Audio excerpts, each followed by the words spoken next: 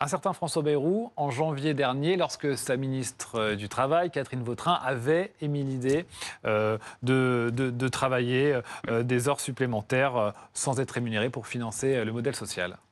La question qui se pose à nous collectivement, c'est qu'on dépense plus que ce qu'on gagne. L'État dépense plus que ce qu'il gagne. Donc il faut absolument rétablir les comptes. C'est comme dans un ménage. On peut emprunter 1 an, 2 ans, 5 ans, 10 ans. Là, ça fait 45 ans. À un moment, on se retrouve confronté au remboursement. Donc il faut que l'on travaille plus dans le pays. Une des propositions faites par le Premier ministre, c'est ces 2 jours.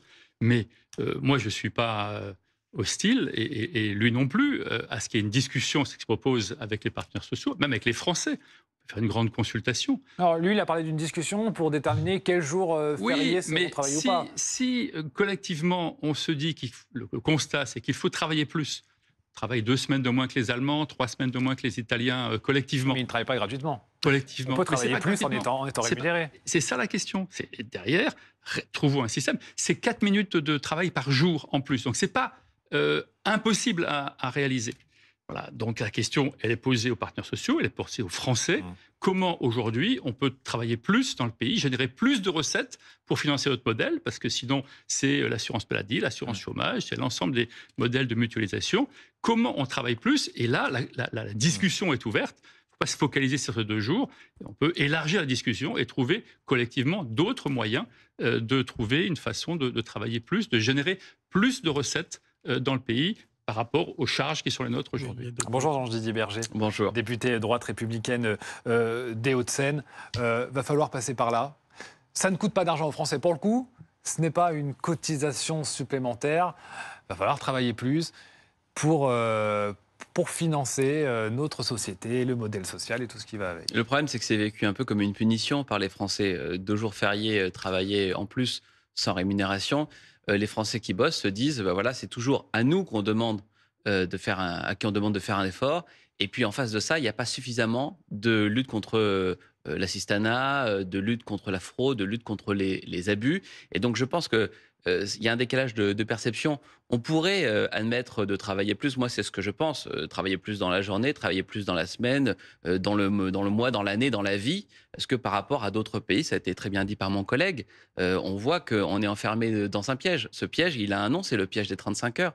Quand on a dit aux Français, vous allez travailler 10% de moins sans être payé moins, là, tout le monde, ça, l'a oublié. Là, aujourd'hui, 2 jours fériés, c'est 1% de travail en plus dans l'année. 0,5%, je crois, disait Oui, c'est la ministre 14 des heures en Comptes plus. Quand publics. vous voyez, c'est 14 heures en plus. Le temps de travail, par exemple, dans la fonction publique, c'est 1607 heures. Donc, vous voyez Donc que vous c'est dites que c'est pas moins grand-chose. de 1%. En réalité, c'est pas grand-chose sur le fond, mais c'est vécu comme une vraie punition parce que les Français se disent, en plus, ces 2 jours fériés de printemps, c'est le moment voilà, un peu festif pour les Français. Et ils se disent, à nous, on nous demande de faire un effort.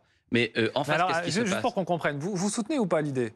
Moi, je considère que tant qu'il n'y a pas en face de ça un vrai effort fait contre l'assistanat, contre la fraude et contre les abus, on ne peut pas demander un effort supplémentaire aux Français dans cette direction. Nous, on a proposé de limiter le RSA à 2 ans. On a proposé de supprimer le titre de séjour pour soins qui permet à des étrangers de venir se faire soigner gratuitement. On a proposé, avec Laurent Wauquiez et mes collègues de la droite républicaine, de revoir le système de l'assurance chômage pour faire en sorte que les gens soient vraiment incités à retourner au travail.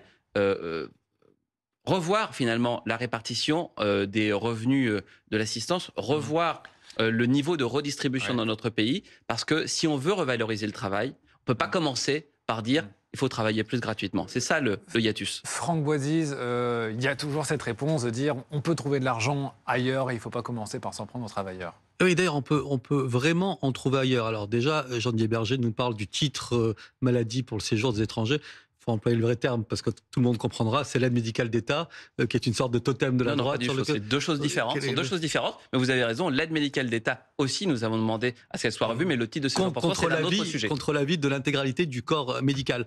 Peut-être que pour financer notre modèle social, puisque c'est bien le cœur du sujet, peut-être qu'on n'est pas obligé d'aller chercher 2 jours fériés. On notera au passage d'ailleurs que sur ces 2 jours fériés qui pourraient être supprimés, on n'a aucune précision sur ce qu'il adviendra des écoles. parce qu'on peut imaginer que ces personnes, les ménages qui vont travailler durant ces jours fériés, un certain nombre d'entre eux ont des enfants, et pour le moment, il n'est pas prévu que les écoles soient ouvertes pour ces jours fériés. Donc ça va peut-être poser un problème d'organisation. Maintenant, revenons-en aux recettes de l'assurance maladie et du financement de notre modèle social. Quand dans notre pays, on a un système quasiment généralisé d'exonération de charges sociales sur les plus bas salaires, ça a deux inconvénients. Ça prive d'une part l'État de recettes sociales donc, qui vont financer et alimenter notre modèle social, et d'autre part, ça entretient ce que les économistes appellent les trappes de pauvreté, c'est-à-dire que puisque les bas salaires sont exonérés de charges sociales, les employeurs sont incités à maintenir ces bas salaires et à ne pas franchir le cap d'un certain plafond en augmentant les salaires, parce qu'à ce moment-là, ils vont payer leurs charges sociales plein pot.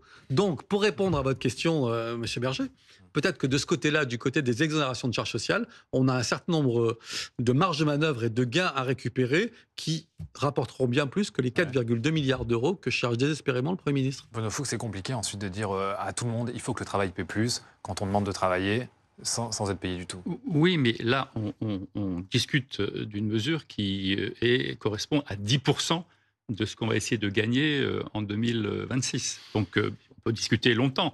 Mais moi, je pense d'abord qu'il faut que... Ça ne peut marcher que s'il y a une très grande majorité des Français qui adhèrent à cette volonté. Pour l'instant, c'est l'inverse. Non, mais il faut intégrer la question du travailler plus dans l'ensemble des mesures qui doivent être prises. Dans les années 60, il y avait 5% de croissance et une jeunesse très, très forte, un pays jeune.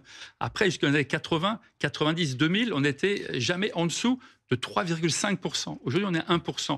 On a, avec une démographie vieillissante en France, on ne peut plus financer ce modèle, et donc il faut trouver, par un grand nombre de mesures, des mesures qui permettent de rééquilibrer nos dépenses. Sinon, c'est bien sûr le modèle social, mais c'est la souveraineté aussi du pays. Pour la première fois depuis le début, on a exporté moins de produits agricoles qu'on en a importé. Donc c'est aussi la question de la souveraineté. C'est ça qui est en jeu. Merci beaucoup. Merci à tous les trois d'être venus sur le plateau de BFM TV.